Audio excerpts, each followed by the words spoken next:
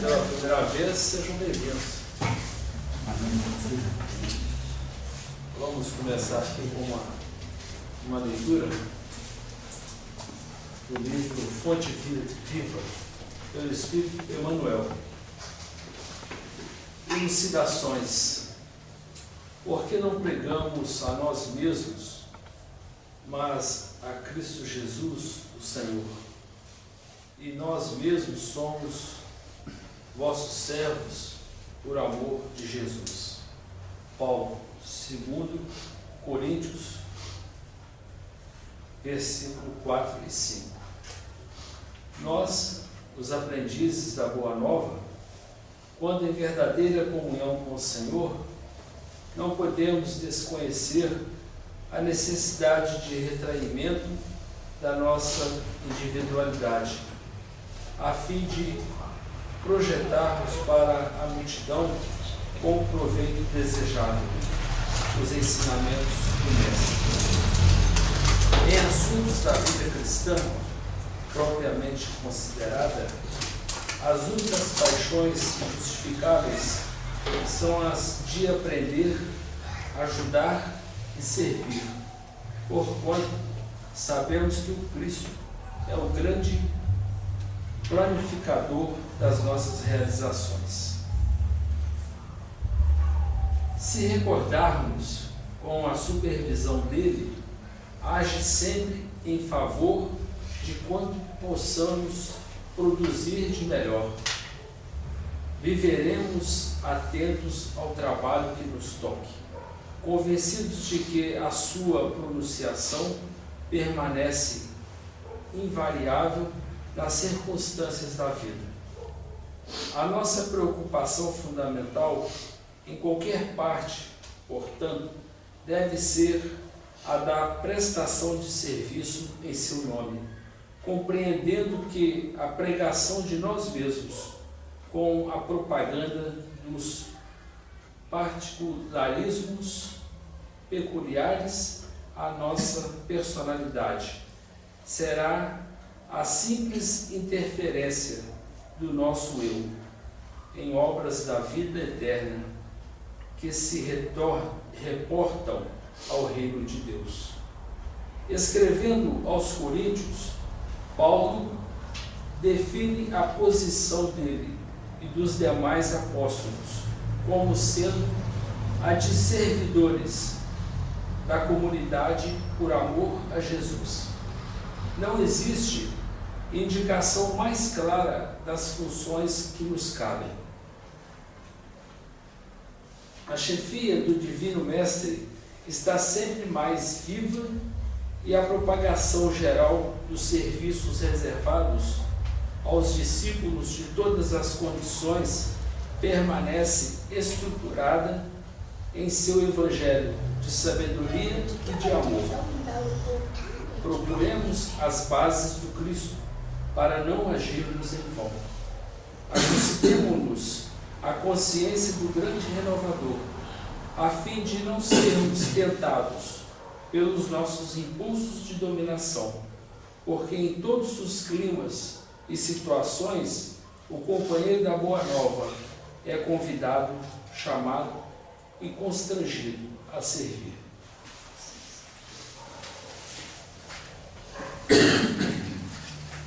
Mais uma vez, boa noite a todos, né? Com grata satisfação que recebemos todos vocês aqui nesta casa, desejando que todos estejam à vontade e em paz.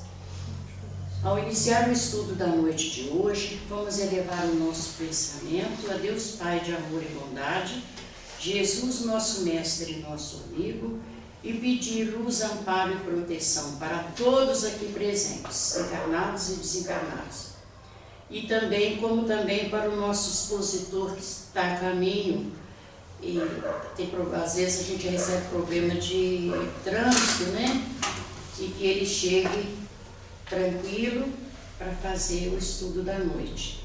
Sendo assim, damos por iniciados os trabalhos da noite de hoje, dando muito graças a Deus. Eu vou fazer uma pequena leitura do Evangelho para dar um pequeno tempo, né, da chegada do Aramis.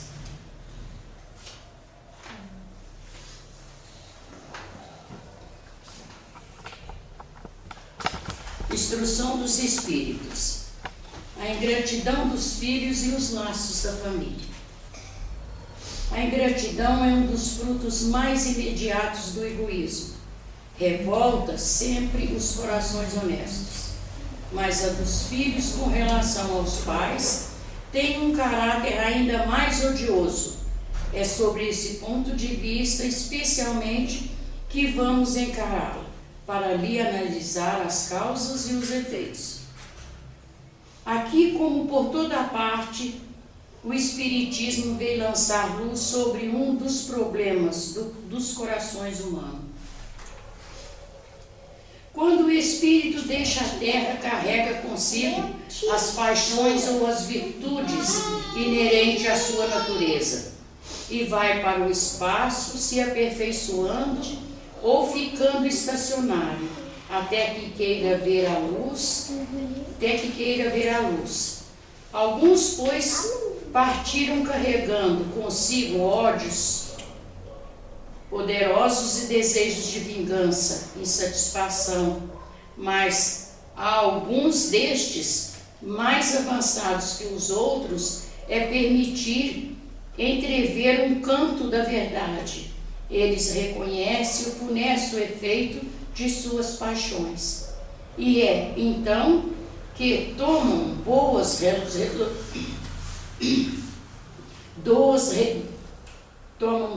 resoluções, compreendem que para ir a Deus não há senão uma senha: caridade. Ora, não há caridade sem esquecimento de ultrajes, de injúrias. Não há caridade com ódios no coração e sem perdão. Então, por um esforço inaudito, olham aqueles que detestaram sobre a terra. Mas ante essa visão, sua animosidade desperta. Revolta-se com a ideia de perdoar e, mais ainda, com a de abdicar de si mesmo, sobretudo, a se amarem àqueles que talvez destruíram sua fortuna, sua honra, sua família. Entretanto, o coração desses infortúnios está abalado. Eles hesitam, vacilam, agitados por esses sentimentos contrários. Se a boa resolução vence, pedem a Deus, implorando aos bons espíritos que lhes doem força no momento mais decisivo da vossa prova. Enfim, depois de alguns anos de meditação e de prece, o Espiritismo se aproveita de um corpo que se prepara na família daquele que detestou e pede aos espíritos encarregados de transmitirem as ordens supremas para ir cumprindo sobre a terra os destinos desse corpo que vem se formar. Qual será, pois, a sua conduta nessa família? Ela dependerá mais ou menos da persistência de suas boas resoluções. O contato incessante dos seres que odiou é uma prova terrível sobre a qual sucumbe, às vezes, a sua vontade e não é bastante forte. Assim, segundo o triunfante, a boa ou a má resolução será amigo ou inimigo daqueles que no meio do qual foi chamado a viver. Por isso, se explicam esses ódios, essas recusas instintivas, que se notam em certas crianças e que nenhum ato anterior parece justificar nada com efeito nessa existência. Pode provocar essa antipatia. Para a compreender, é preciso voltar os olhos sobre o passado. Ó espíritas, compreendei hoje o grande papel da humanidade, compreendei que quando produzis um corpo, a alma que nele se encarna vem do espaço para progredir. Sabei vossos deveres e colocai sobre todo o vosso amor em aproximar esta alma de Deus. É assim a missão que vos confiada e da qual lhe recebereis a recompensa e a cumprirdes fielmente. Muito obrigado. Boa noite, Aramis. Tudo bem? Aqui, qual que é o tema? Os trabalhadores da vinha. Os trabalhadores da vinha. Olha, hoje nós estamos recebendo o Aramis, né? Que é Aramis José Barreto, que é do Ceifa, Paz, Amor e Caridade, que é a casa que ele trabalha. E ele vem falar para nós dos trabalhadores da vinha, o qual eu passo a palavra. Fica à vontade.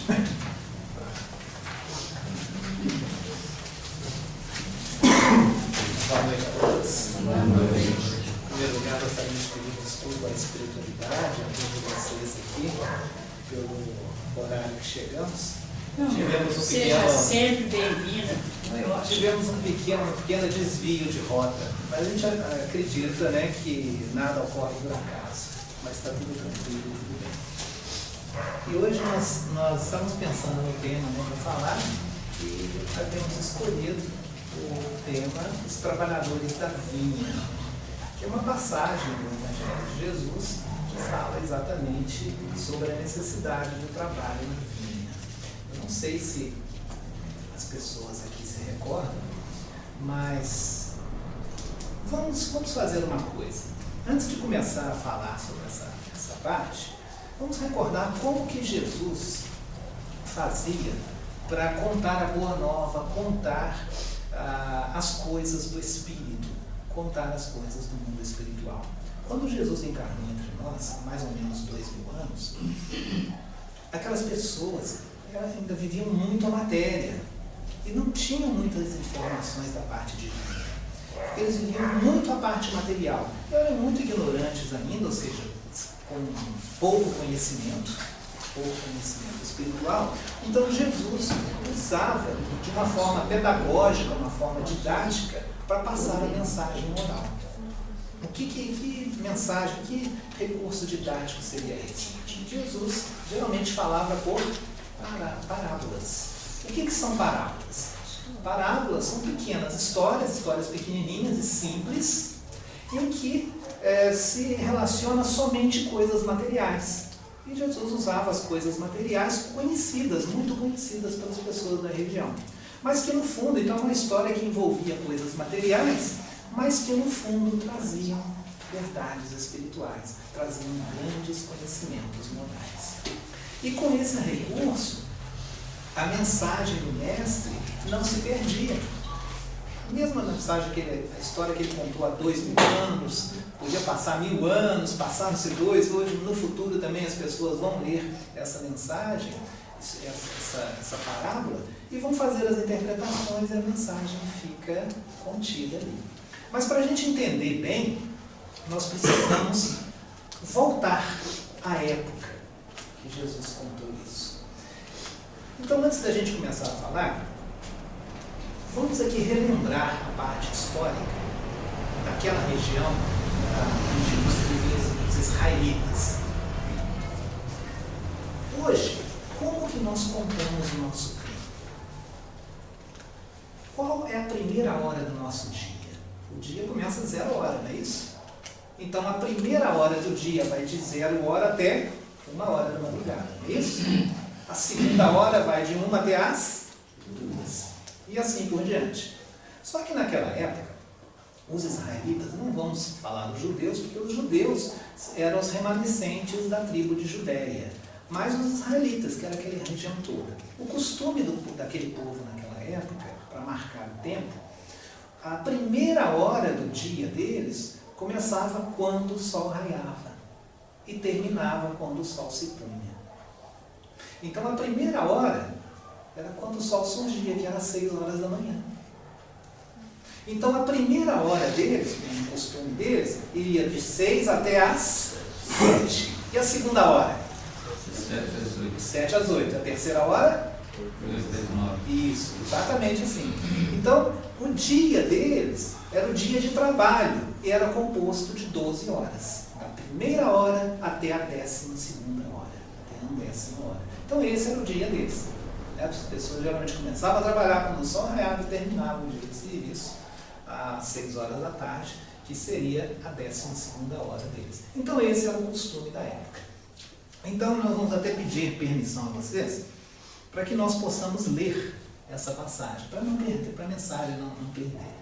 Então ela diz o seguinte: o que Jesus contou? Ele estava falando da parte espiritual, evidentemente. Olha o que Jesus falou. O reino dos céus é semelhante a um pai de família que saiu de madrugada a fim de assalariar trabalhadores para a sua vinha. Olha a comparação que Jesus faz. O que é o reino de Deus? O reino de Deus não é um lugar físico, mas é o quê? Alguém tem uma ideia do que seria esse reino dos céus, o reino de Deus? Local de trabalho, de estudo. Pode ser, não é um lugar físico, mas digamos assim, é um estado de espírito. É um lugar, digamos, de habitação dos espíritos superiores, que conseguem viver em plenitude, onde não existem espíritos que deturpam, que lesam a lei. São espíritos que cumprem as leis de Deus. Ou seja, digamos assim, um lugar, entre aspas, dos espíritos puros, que atingiram a perfeição, dos espíritos superiores. Então, isso que seria o reino de Deus. Então, olha a comparação que ele faz. Esse reino de Deus, ele se assemelha, é semelhante a um pai de família que saiu de madrugada para assalariar, ou seja, para contratar trabalhadores para a sua vinha. Tendo convencionado com os trabalhadores que pagariam 1 denário a cada um por dia, mandou-os para a vinha. Então, olha só, um pai de família saiu e foi contratar trabalhadores para trabalhar na sua vinha. Mas vamos entender como que as pessoas contratavam outras naquela época. As pessoas que queriam trabalhar iam para uma praça de uma cidadezinha, iam para a praça principal, digamos assim, aguardando que os donos de terra, os donos das vinhas, os donos das plantações, fossem lá e os contratassem. E esse pai de família, ele saiu de madrugada, aí chegando cedinho lá, ele contratou aquelas pessoas que estavam na praça, aguardando serem chamados, contratou aquelas pessoas para trabalharem na sua vinha. Correto? Aí, quando que essas pessoas começaram a trabalhar? Na primeira hora do dia. Para começar, às 6 horas pontualmente. Então, contratou, saiu de madrugada para contratá-los para trabalhar. Muito bem. Aí passou um pouquinho de tempo.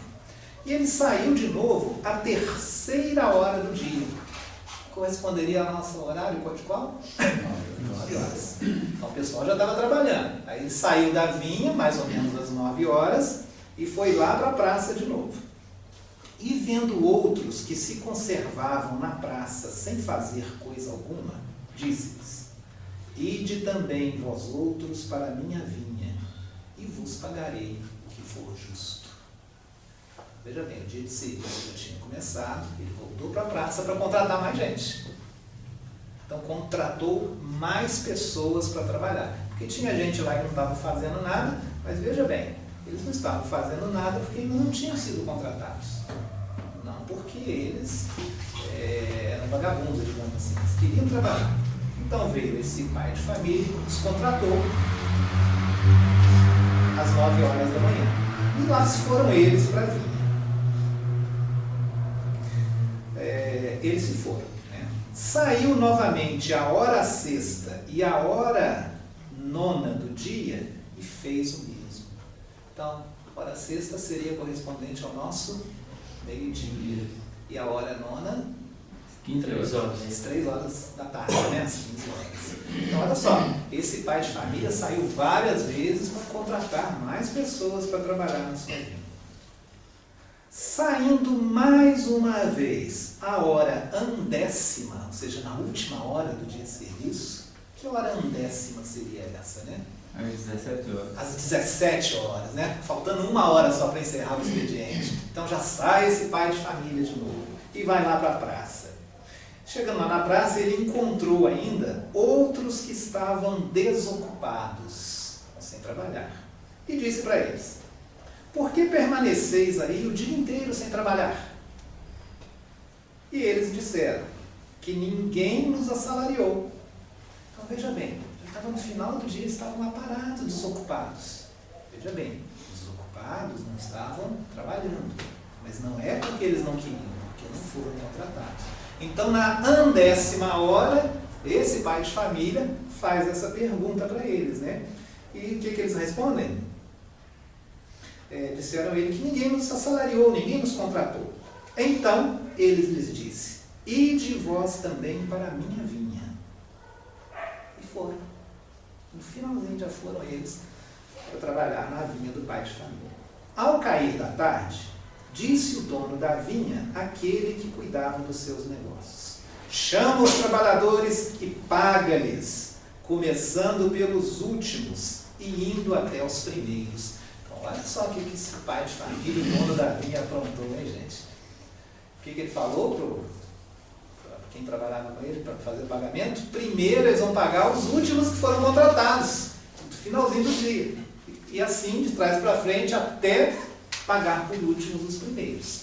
Entendeu? Olha a confusão que isso poderia dar, né? Mas vamos terminar de ler essa passagem. Paga-lhes, começando pelos últimos e indo até os primeiros. Aproximando-se então pelos últimos e indo até os primeiros. Aproximando-se então os que só à 10ª hora haviam chegado, receberam 1 denário cada um. Olha só. Ele combinou com os primeiros que ia pagar 1 denário. Aqueles que trabalharam 12 horas, não foi? Aí os últimos que trabalharam 1 hora só, ele mandou pagar 1 denário também. Que coisa interessante, né? A pessoa trabalhou 1 hora só no finalzinho e recebeu 1 denário. Na opinião nossa aí, de todo mundo, o que vocês acham que aqueles que começaram a trabalhar em primeiro lugar pensaram, hein? Porque eles estavam assistindo tudo, né? Eles viram os últimos sendo contratados, que foram os primeiros a receber. O que será que eles pensavam? Chamam esse pessoal que chegou por último para trabalhar, trabalharam 1 hora só, ganharam 1 denário. Ou mesmo que eles... Mas o que será que eles pensaram? Ganhar mais. Ganhar mais, né? Eu também pensaria isso, né? Mas vamos ver o que aconteceu. Então, os últimos receberam 1 denário cada um. Vindo a seu turno, os que tinham sido encontrados ou contratados em primeiro lugar, julgaram que iam receber mais. Eles pensaram exatamente isso, né? Iam receber mais. Porém, receberam apenas 1 denário cada um. Olha só. Foi injustiça isso, gente? Não? O último lá recebeu 1 denário e os primeiros receberam também, que trabalharam de sol a sol, gente. Mas foi injustiça, não? Mas foi contratado 1 denário. Ele falou que ia pagar 1 denário. Então vamos ver o que aconteceu aqui. Olha só. Receberam, não são bobos, né? Recebeu o denário deles. Recebendo, queixaram-se ao pai de família, dizendo: esses últimos trabalhadores, eles trabalharam apenas 1 hora, e lhes dás tanto quanto nós que suportamos o peso do dia e do calor. Mas, respondendo-lhe, disse o dono da vinha, um deles: meu amigo, não te causo dano algum. Não convencionaste comigo receber 1 denário pelo seu dia? Toma o que te pertence e vai-te. Apraz-me a mim dar a este último tanto quanto a ti. Não me é então lícito fazer o que eu quero? Tens maus olhos porque sou bom? Ela só puxou água nele. Ele pagou porque ele havia contratado, né? Ainda puxou uma água nos outros lá. Assim, os últimos serão os primeiros, e os primeiros serão os últimos, porque muitos os chamados e poucos os escolhidos. Então, gente, está entendida essa história? Agora vamos tentar entender de uma forma atual, né? O que quer dizer isso? O que será que quer dizer isso? Porque até então foi uma história, só está envolvendo coisas materiais. Mas Jesus, na realidade, está falando do reino dos céus, do reino de Deus, né? Desse lugar de felicidade, que não é um lugar físico, mas é um estado de evolução do espírito. Então, veja bem, vamos fazer uma comparação, vamos tentar dar uma interpretação desta história, dessa parábola, à luz da doutrina espírita. Então, nós temos vários elementos nessa história. O primeiro é o pai de família. O que representaria, o que seria esse pai de família? Pai de uma enorme família. Deus. Aliás, Jesus deixou isso claro na prece dominical, né? Como que ele se referia? Pai nosso, que estais nos céus, né? Os céus é uma região de alta frequência, de alta evolução, né? Pai nosso. Vejam que Jesus não falou Pai meu, Pai nosso. Então, é o Pai de Jesus, também é o nosso Pai, não é isso? Então, se Deus é nosso Pai, Jesus é o nosso irmão. Está claro, né? Então já estamos começando a fazer uma analogia. Então, o pai de família é Deus. Nessa história, nós também temos a vinha. A vinha, materialmente falando, o que é? Uma região de terra, né, onde se plantam as uvas, não é isso? E o que seria a vinha? Se o pai de família é Deus, a vinha é um lugar para quê? Onde se trabalha, não é? Onde que nós trabalhamos? Na terra. Nós trabalhamos na terra, em qualquer lugar na terra, não é isso? A espiritualidade também. A espiritualidade. Precisamos pensar. Deus é o nosso Pai, não somente nós aqui na terra, mas de qualquer planeta habitado. Então a vinha é qualquer lugar onde se pode trabalhar. Ou seja, é o universo. Concorda? Então, o pai de família seria Deus. E a vinha, o universo. O universo geral. Mas tem mais elementos nessa história. Nessa história também tem os trabalhadores. Quem são os trabalhadores? Nós. Qualquer um que queira trabalhar. Alguns de nós no momento estamos trabalhando, os outros não estão, né? Mas os trabalhadores somos todos nós. E tem também uma outra coisa de suma importância, que é em relação ao tempo, às horas. Uma coisa muito importante que essa parábola fala. Qual que é a hora de começar o trabalho? Qual a hora que nós podemos iniciar o trabalho? Qualquer hora. Na primeira hora, na terceira, na nona, ou seja, na última hora, qualquer hora. Então, qualquer hora é hora de iniciarmos o trabalho. Não tem problema se eu perdi a primeira hora, se eu perdi a segunda. Eu posso iniciar o trabalho a qualquer hora. Agora vamos analisar mais essa história. O pai de família disse que quando contrataria as pessoas para trabalhar, ele pagaria o que fosse justo. Olha só, quando ele saiu lá a terceira hora, ele contratou mais pessoas e falou, vou pagar o que é justo. E nós vimos que todos eles receberam o mesmo pagamento. Mas será que isso é justo mesmo, gente? Uns trabalharam de sol a sol o tempo todo, outros trabalharam menos, outros uma horinha só. Será que é justo? A princípio a gente pode pensar que não. Mas o salário é o mesmo para todos os trabalhadores. Vamos analisar isso aqui. No início lá, aqueles que foram contratados em primeiro lugar, logo no iníciozinho de madrugada, já eles foram lá para a parte da praça e já foram contratados. Aqueles últimos, vejam bem, vamos ver a parte psicológica daquelas pessoas. Passaram lá o dia inteiro na praça, chegaram lá na praça, ninguém os chamou para trabalhar, eles tinham que ganhar o dia. Como é que eles iam levar o sustento para as suas famílias? Então, passou a parte da manhã, passou a hora do almoço, provavelmente não almoçaram, porque não tinham dinheiro, né? Provavelmente não almoçaram. Naquela época não tinha as leis sociais que tem hoje, né? Não tinha restaurantes populares, não tinha isso, né? Então provavelmente eles ficaram com fome e ficaram talvez no estado psíquico pensando da seguinte forma: como é que eu vou fazer para conseguir trabalho? Não consegui trabalho ainda. E lá no finalzinho, na última hora, eles conseguem uma oportunidade para trabalhar. Aí o dia estaria salvo para eles, né? Agora vamos comparar com os dias de hoje, porque essa passagem nos deixa uma grande lição também, que o mais importante não é a gente trabalhar o tempo todo, não é você ficar o tempo todo no trabalho, mas fazer o trabalho com qualidade.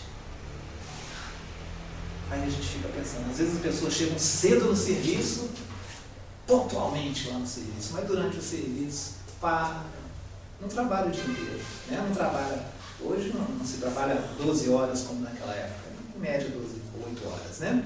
Às vezes a pessoa chega no serviço, vamos arrumar o material, aí passa um tempo, não está trabalhando, vamos tomar um café, vamos dar um intervalinho de descanso, e tem os intervalos de descanso, tem horário de almoço. Então, na realidade, nós não trabalhamos em horário integral. E tem também esse pessoal das repartições, né, de muitas instituições, tem a famosa hora do cafezinho. Não sei se alguém já teve a oportunidade de testemunhar isso. Você vai numa determinada instituição, repartição lá, aí eu preciso falar com fulano para resolver uma coisa. O guichê dele, a sala dele que é essa ali. Chega lá na sala e não está. O fulano saiu, está para o cafezinho. Aí o horário de cafezinho não são 5 minutos, né? Os 5 minutos passam para 10, passam para 15, aí você espera meia hora, ele ainda não voltou do cafezinho. Aí, mas não acabou o horário de café dele, não? Acabou, ele deve ter ido num outro lugar para resolver uma outra coisa. Aí vai assim, né?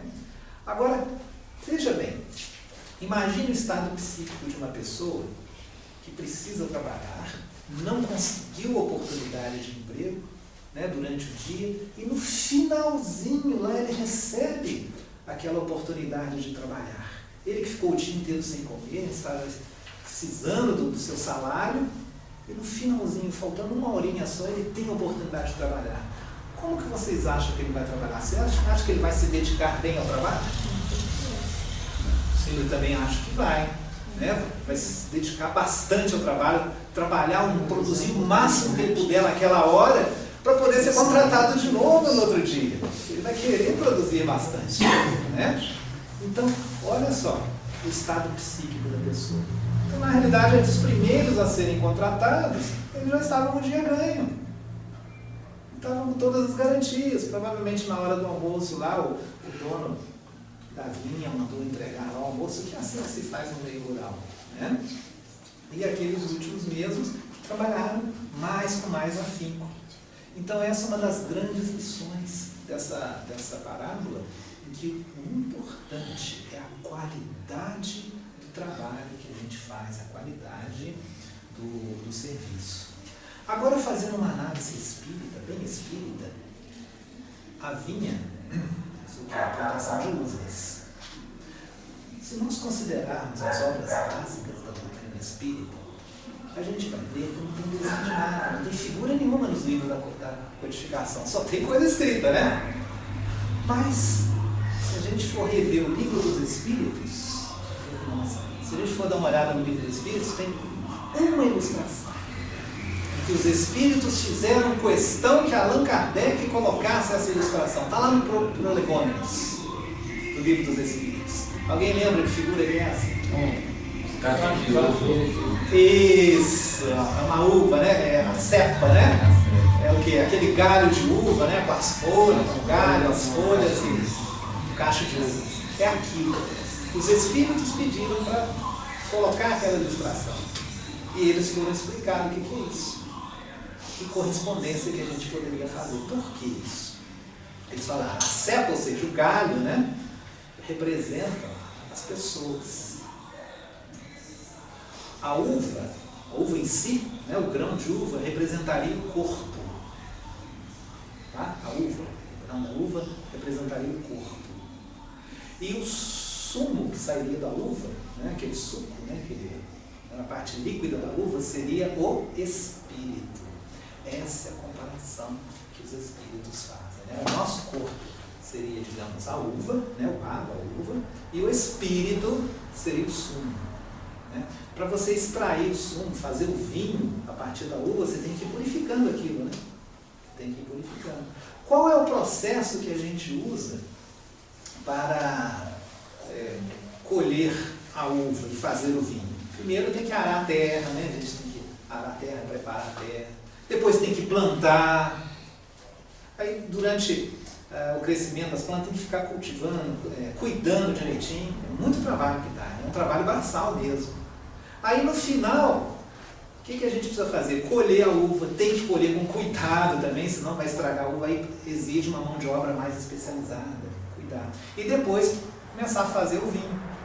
Qual o processo que se usa para fazer o vinho? Pelo menos que se usava naquela época. Alguém? Pisar. Isso, maceração. E como é que era feito? Pisava, né? Punha lá os grãos de uva lá, pisava, destruía, amassava, pisava para poder extrair o suco. E veja bem o que acontece nas nossas vidas, nós encarnados. Às vezes vem as dificuldades, vem os problemas, e muitas das vezes nós somos pisados. Somos literalmente pisados pela vida, com tantas dificuldades que a gente atravessa. Mas essas dificuldades, quando nós somos pisados pelas dificuldades, isso é para que nós possamos nos purificar. É claro que ninguém reencarna com o objetivo de sofrer. Nós reencarnamos com o objetivo de evoluir. Quando alguma dificuldade acontece para nós, é porque ela é útil para o nosso crescimento. E muitas das vezes a gente se desespera. Estou sendo pisado. Estou sendo destruído. Estou sendo massacrado. Mas se nós tivermos consciência, tivermos dignidade e acima de tudo, muita paz de espírito, nós conseguimos passar, conseguimos gerenciar essas dificuldades. Aí a gente vai aprendendo desses problemas. Quer uma doença, quer qualquer tipo de problema, a gente vai aprendendo. Porque se isso vier a ocorrer de novo, nós já sabemos lidar com a situação. Já estamos mais preparados. Então, essas dificuldades que ocorrem nas nossas vidas são exatamente para o nosso crescimento espiritual.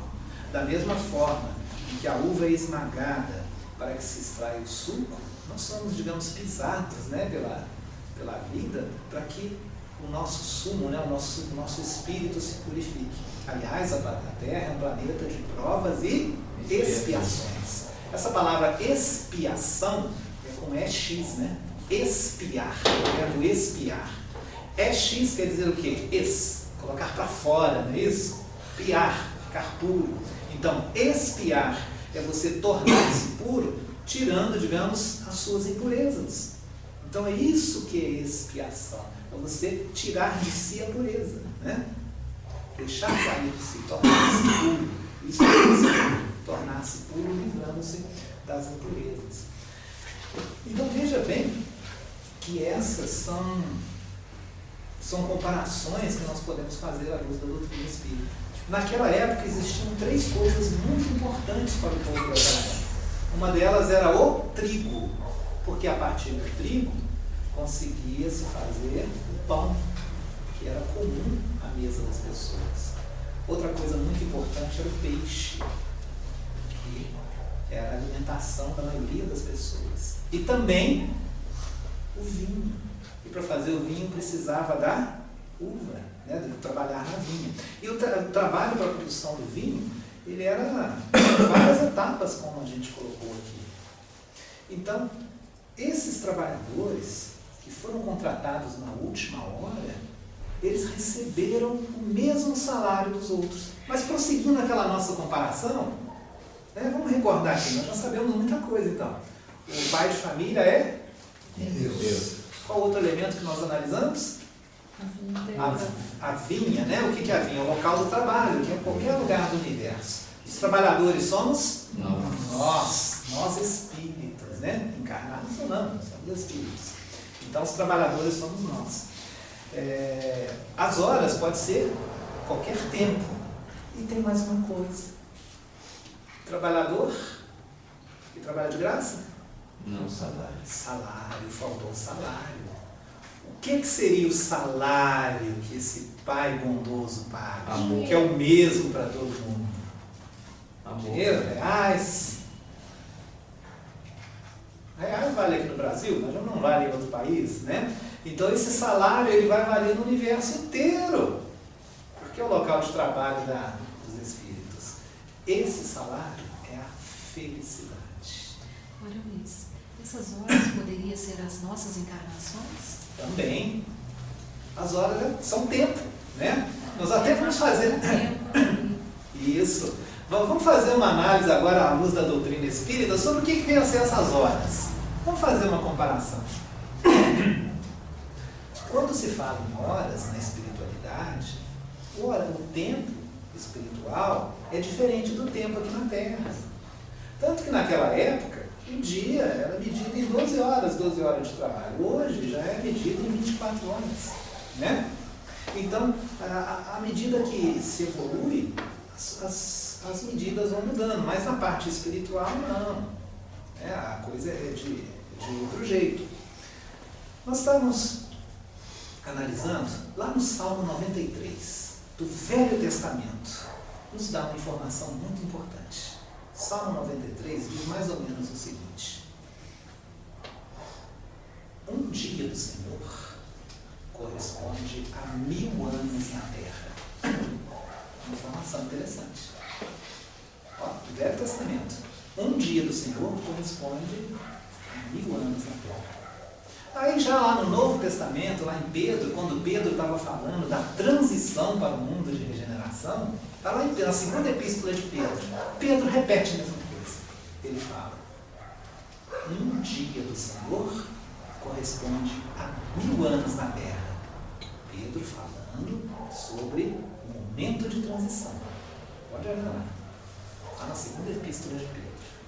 Então, vamos ter em mente isso. Um dia do Senhor corresponde a 1000 anos nossos na terra. Existe uma tradição também que surgiu entre os israelitas, que seria a Shabat, a tradição da Shabat. O que é isso? O que seria isso? As pessoas trabalhariam durante 6 dias e no 7º dia não iriam trabalhar, porque seria um dia dedicado à conexão com Deus. Alguém já ouviu falar dessa tradição? Tem 6 dias de trabalho, no 7º dia seria o Shabat. Eles usariam para se conectar com Deus, para se espiritualizar, meditar. É o dia da conexão com Deus. Olha, gente, se a gente usar essas informações que nós vimos no Salmo de Pedro, 6 dias seriam mais ou menos 6.000 anos. Nossa. Vamos pegar uma informação lá do Livro dos Espíritos, questão 51, onde Kardec pergunta para os espíritos: Adão foi o primeiro a habitar a Terra? Aí os espíritos respondem: não, Adão não foi o primeiro nem o único. Até tudo bem. Adão não foi o primeiro nem o único. Veja bem, no livro A Caminho da Luz, Emmanuel nos dá muita informação. O Emmanuel diz que há muito tempo existia na constelação do Cocheiro um sistema solar chamado Capela. Então lá de Capela tinha um planeta, né? Tinha um planeta que tecnologicamente era muito mais avançado que a Terra, né? Era um espírito com uma inteligência elevadíssima, uma tecnologia ultra desenvolvida, e o planeta também estava passando por um momento de transição. Eles estavam se melhorando muito moralmente também, mas ainda existiam alguns espíritos que insistiam na prática do mal, insistiam na corrupção, no crime, e eles não tinham mais condições de reencarnar naquele planeta porque o halo psíquico não permitiria isso. Então eles precisariam ser exilados, serem degradados de lá. E Jesus aceitou receber esses espíritos aqui. Assim saem de lá esses espíritos e reencarnam aqui na Terra com uma tecnologia avançada e vêm aqui na Terra num planeta que era primitivo. Era um planeta praticamente selvagem, estava dando os primeiros passos da civilização humana. E chegam esses espíritos que Emmanuel relata para nós que seriam esses espíritos que seriam formar a civilização egípcia. Aí vem os egípcios, os arianos, os hebreus, todos vieram, essa turma toda veio de lá. Eu até sei que tem pessoas que criticam muito essa obra do Emmanuel. eu já li muitas críticas dessa ordem. Tem espírita que não aceita. E não espíritas matam a pau isso aí, né? Criticam toda a vida. E uma das críticas mais severas que eu ouvi nesse livro foi de um estudioso aí que disse que isso é impossível acontecer. Que para acontecer, vir espírito de lá, de Capela para cá, primeiro tem que ter planeta. Mas a ciência descobriu que o sistema solar de lá, o sistema existe, mas tem 2 sóis. E não pode haver um sistema planetário, não tem planeta que orbita um sistema solar de 2 sóis. Isso é ciência, isso é fato, ele colocou isso lá. Então, durante muitos anos ficou isso. Coincidentemente, no mês passado, eu soube de uma notícia da NASA. Em 2011, um telescópio, aí lá, que fica do lado de fora, rodando lá, né, pela órbita da Terra, como é que chama ele? Não é o Hubble, não, esse é o mais novo, o Kepler. É o telescópio Kepler, moderníssimo. Ele foi lançado com a função de mapear o universo, procurando por onde possam se encontrar planetas que estejam numa zona habitável. Essa é a missão disso. E eles fotografaram um sistema solar de 2 sóis. Então, realmente existe um sistema de 2 sóis, mas não conseguiram ver planeta nenhum. Mas, em 2011, eles tinham fotografado esse sistema solar de contato na direção de signos com 2 sóis, mas observaram um negócio meio estranho, de quantidade de luz e tudo, então ficaram de olho. E no mês passado, mais precisamente, no dia 13 de junho, no dia 13 de julho de 2016, mês passado. Esse mês. Julho. Esse mês. Estou imaginando que estou em agosto, já perdi a noção do tempo, tá vendo? Esse mês, no dia 13 de julho de 2016, fotografaram o sistema solar com 2 sóis do planeta. Está lá no site da NASA, foto em alta definição. Está o planeta lá orbitando. Então, existe planeta que orbita ao longo do sistema solar com 2 sóis. Então, Emmanuel estava certo. Então, o Espiritismo é uma revelação. Então, a revelação ela precisa aguardar o tempo certo para que nós possamos atestar o conhecimento cientificamente. Então, nós precisamos realmente dar crédito a Emmanuel. Então, Emmanuel diz que esses povos, né, os egípcios, os hebreus, né, e vários outros, vieram de Capela. Isso explica cientificamente como que uma civilização dessas sumiu. Né? Os egípcios desenvolveram uma tecnologia enorme, inclusive aquela técnica de fazer múmias, né, de mumificar os mortos, digamos assim. Até hoje não se sabe como se fez, como aquilo era feito. E conservaram os corpos até hoje. Então é uma civilização muito avançada. Então eles se recuperaram, trabalharam e adquiriram o merecimento de voltar para o sistema solar dele. Voltaram. Alguns, muito poucos, estão por aí. Né? Os hebreus, alguns voltaram, outros estão por aí. Os arianos, a maioria está por aí. Né? Dizem que alguns estão reencarnados no Brasil, com essa corrupção toda. Né? E aí vai assim por diante. Mas, então veja bem, são ciclos.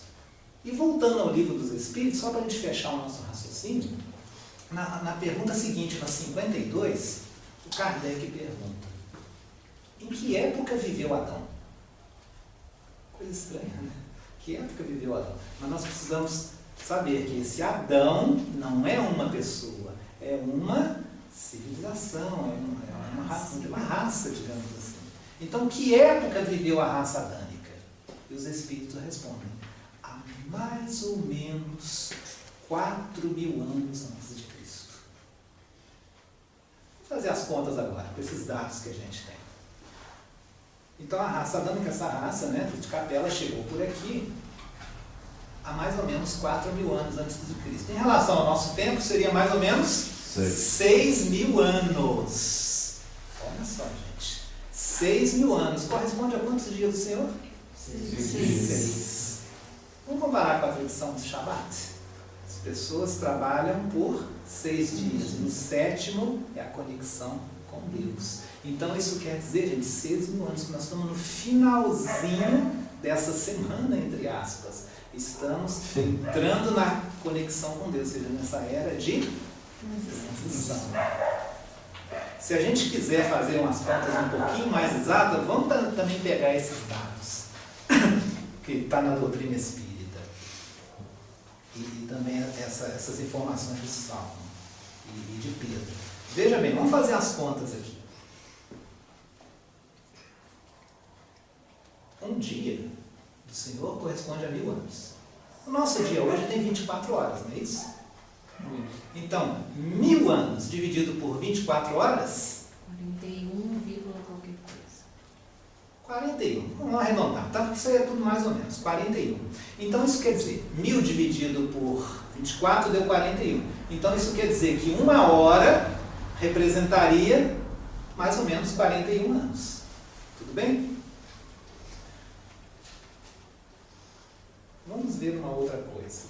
Em 1971, no programa Pinga Fogo, Chico Xavier foi na televisão, aí perguntaram para ele: Chico, quando é que nós aqui na Terra vamos entrar no mundo de regeneração?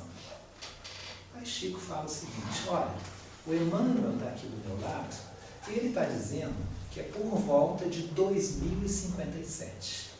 Por volta de 2057, nós devemos estar vivenciando aqui na Terra um mundo de regeneração.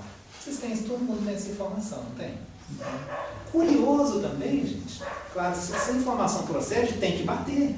Né? As coisas têm que bater de várias fontes, tem que ser a mesma, tem que ser o ensino universal dos Espíritos. Em 1831, nós estamos fazendo muita conta hoje, hein? Em 1831, o Espírito Ismael fez uma afirmação muito interessante também. 1831, antes de surgir a doutrina espírita.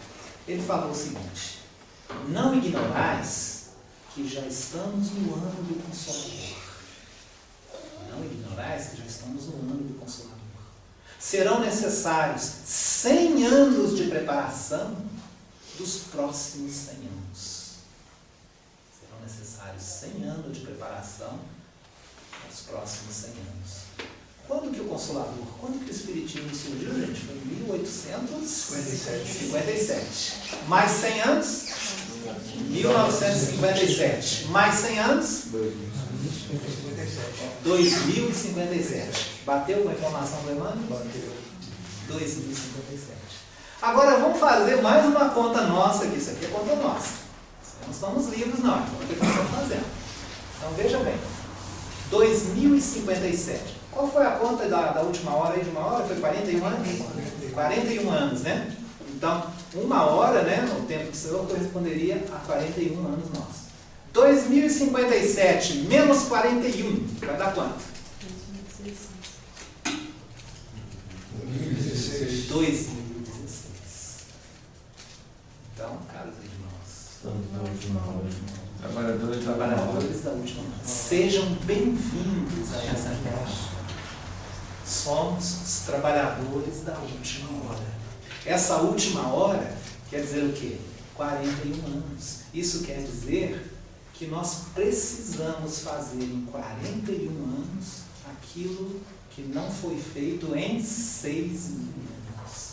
É a última hora que nós temos para fazermos um esforço para que este planeta realmente entre no mundo de regeneração, entre no estágio de regeneração. O estágio de regeneração seria mais ou menos o seguinte, onde o mal se equivaleria ao bem. Hoje o mal prepondera sobre o bem.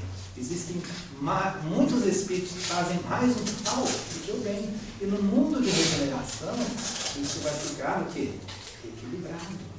E nós somos os trabalhadores da última hora. Será que nós temos condições de fazer isso? Em 41 anos, fazer tudo que não foi feito em 6 mil? Parece impossível, né? Aí a gente começa a entender aquela afirmativa, que a seara é grande, trabalha muito nessa área enorme, os trabalhadores são poucos.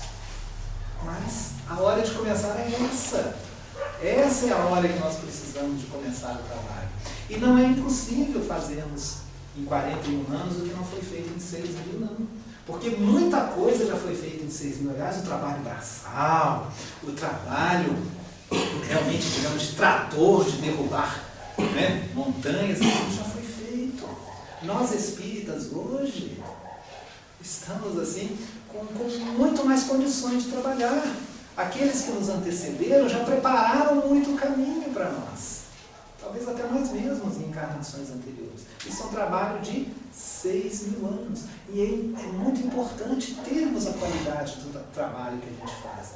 E se referenciando a nós, nos referenciando a nós espíritas, é importante que nos qualifiquemos, é importante que nós entendamos a doutrina espírita, sem esse monte de interpolações que estão colocando por aí, que estudemos as obras básicas, né, as obras fundamentais de Allan Kardec, para a gente poder distinguir, porque agora está tendo muita coisa que não é espírita que a gente está confundindo com a própria doutrina espírita. Porque hoje em dia, ser espírita virou até status, virou fonte de renda para muita gente. A gente vê a quantidade de livros que tem sido publicado por aí.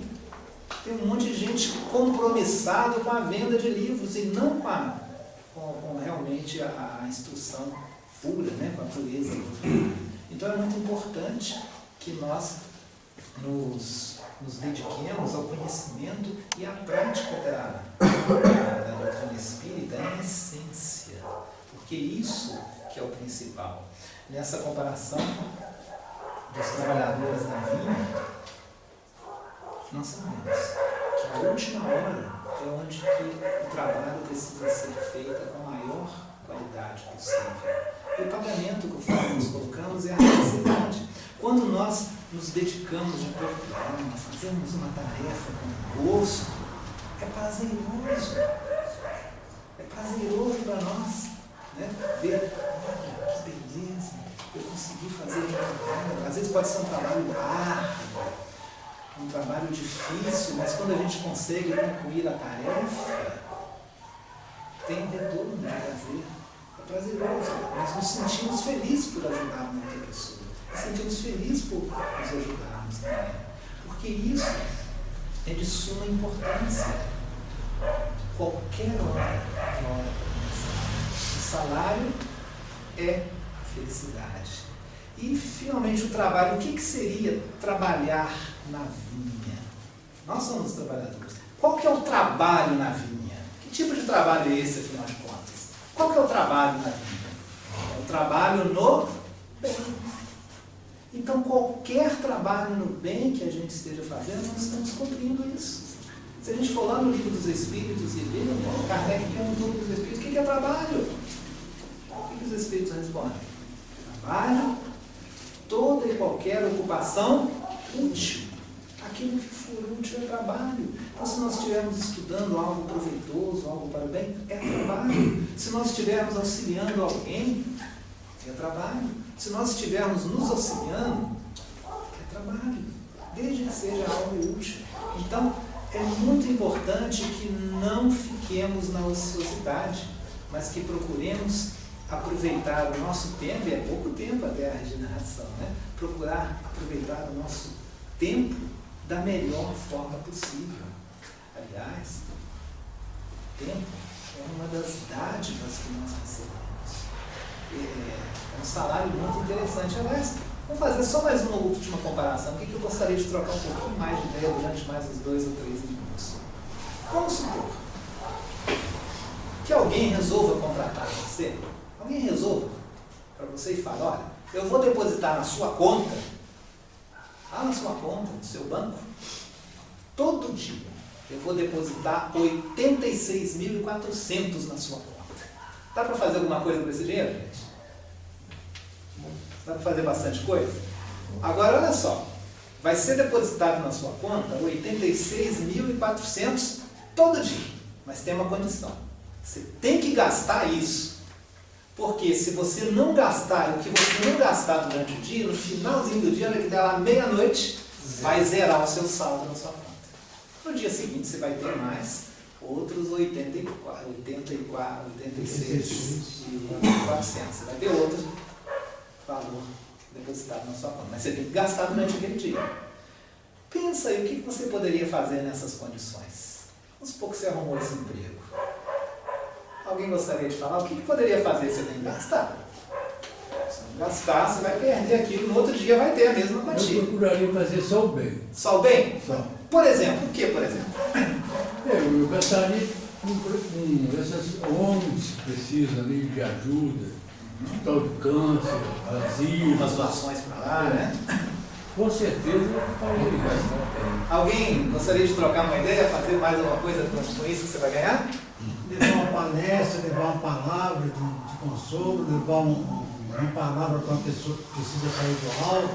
Mas isso não gasta 86.400 para isso, não. Né? Gastaria menos. Alguém sugere? Pode falar, gente. Vamos botar a nossa mente para funcionar. O que mais que poderíamos fazer com isso?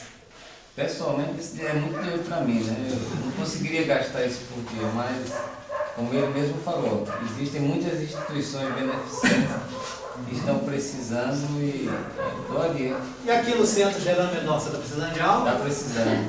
O que a gente poderia fazer aqui no centro? Toda ajuda é bem-vinda. Pode mandar. Construir ali, né? Melhorar a Fazer um estrutura. prédio, melhorar a estrutura.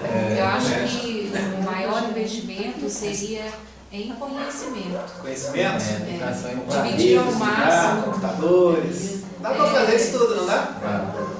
Já pensou 86.400 todo dia? Ó, daria para comprar um hospital, manter um hospital, manteria uma escola, manteria um hospital e de repente uma indústria para gerar emprego. Eu teria que ter compromisso para manter isso. Então dá para fazer muita coisa. Eu penso, a princípio, eu falei um hospital, né? Imagina as contas da vida, qual que seria a renda diária? Dudu, chuta aí. Pois é.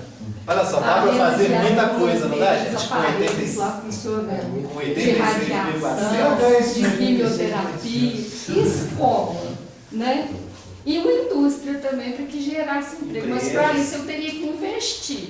Então não adianta da casa, não adianta da comida, não Tem adianta. que investir, Tem que investir. tem que capacitar as Com pessoas, certeza. né, para que possam produzir Eu compraria alguma também. coisa nesse sentido. Quer dizer, daria, pelo menos tentaria dar algum, né, bem-estar físico para quem estivesse passando por alguma doença. Escola, porque é necessário ensino, e indústria, para que o povo Indústria para gerar pudesse emprego, produzir. educação, Com saúde e certeza. tudo mais. Eu Então acho são que os seria- pilares que a Aí gente esses precisa 800, mesmo, de né? repente, não desse para fazer isso tudo. Porque o que você não usar vai ser perdido. Porque a gente então tem que gastar.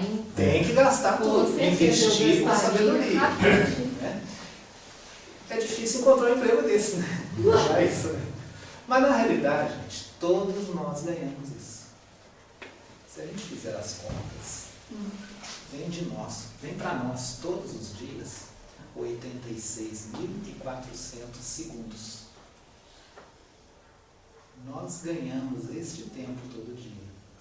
Às vezes nós usamos parte desse tempo para produzir algo útil.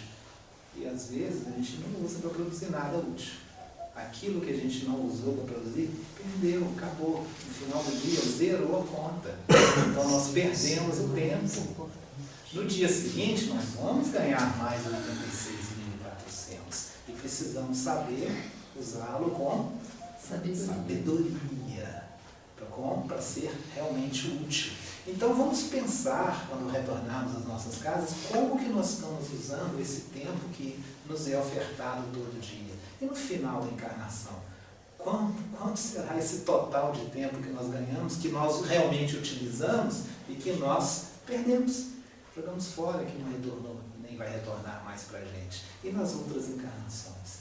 Né? Então que pensemos nisso, na importância dos trabalhadores da última hora para qualificar-se para o trabalho, exatamente para produzir com boa vontade, com carinho, né?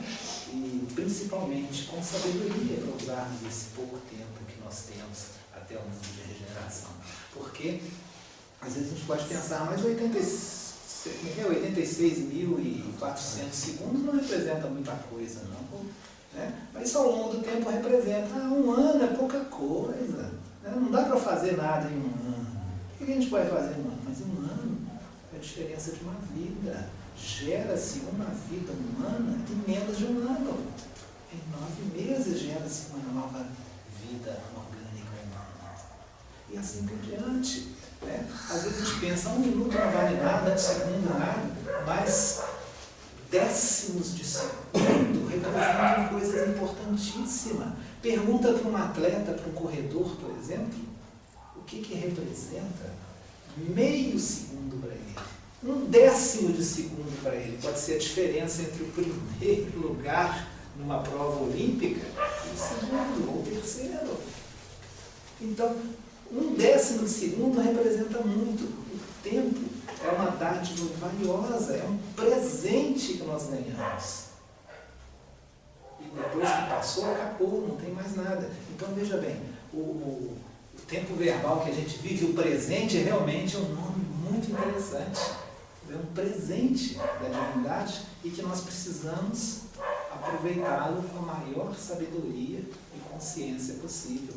Então, que tenhamos essa reflexão ao voltarmos para os nossos lares, que se nós fizermos o melhor para nos evoluirmos moralmente, e com o nosso exemplo, e com as palestras, e com conversas, né, mas principalmente através do exemplo, nós poderemos fazer a nossa parte para colaborar para que esse mundo passe para um mundo de regeneração. E passando isso vai ser muito melhor para todos, nós podemos realmente alcançar isso. Imagine um mundo em que tenha menos violência, um mundo onde que a pessoa não vai invadir o patrimônio alheio para roubar. Com isso, você não vai precisar, não vamos precisar de forças policiais, não vamos precisar de exército, porque um país não vai invadir o outro. Nós aprenderemos a respeitar o direito do outro. Então, olha só, o Estado não vai precisar gastar tanto em exército, tanto em força policial, aí sobra mais recursos para investir em educação, investir em saúde. Investindo mais em educação, não precisa se investir tanto em saúde também.